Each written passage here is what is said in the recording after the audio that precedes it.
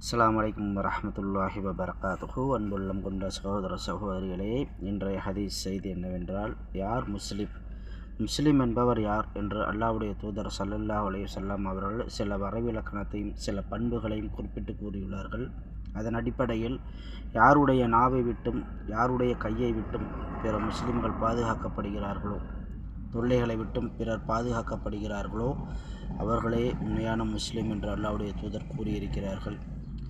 ஆகவே நாம் நாவாலும் நம்முடைய சொல்லாலும் செயலாலும் பிறருக்கு துன்பம் ஏற்படுவதை விட்டும் நாம் நம்மை பாதுகாத்து கொள்ள வேண்டும். இது மறுமை நாளில் மிகப்பெரிய பாவமாக அமையக்கூடும் என்பதை அல்லாஹ்வுடைய தூதர் ரசூலுல்லாஹி ஸல்லல்லாஹு அலைஹி வஸல்லம் எச்சரிக்கை செய்திருக்கிறார்கள். இதில் குறிப்பிடப்பட வேண்டிய விஷயம் என்னவென்றால், அண்டை வீட்டாரை பற்றி மிக ஆழமாக மிக அழுத்தமாக அல்லாஹ்வுடைய தூதர் கூறியிருக்கிறார்கள். அவர்களுக்கு இடையூறு தருவதையும் தொல்லை தருவதையும் அல்லாஹ்வுடைய தூதர் மிக மிக மிக மிக கடுமையாக எச்சரிக்கை செய்திருக்கிறார்கள்.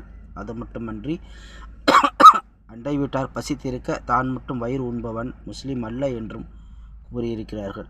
இன்னும் எந்த அளவிற்கு என்றால், சஹாபாக்கள் அண்டை வீட்டாரை பற்றி அல்லாஹ்வுடைய தூதர் ரசூலுல்லாஹி ஸல்லல்லாஹு அலைஹி வஸல்லம் கூறும்போது எந்த அளவிற்கு கூறினார்கள் என்றால், சஹாபாக்கள் கூறுகிறார்கள், எங்கே எங்களது சொத்தில் பங்கு கொடுக்க சொல்வாரோ, அல்லாஹ்வுடைய தூதர் சொல்வார்களோ என்று நாங்கள் எண்ணும் அளவிற்கு, அதாவது தன் சொத்தில் பங்கை கொடுக்க சொல்வார்களோ என்று எண்ணும் அளவிற்கு அண்டை வீட்டாருக்கு அல்லாஹ்வுடைய தூதர் சலுகை செய்ய சொல்லியிருக்கிறார்கள்.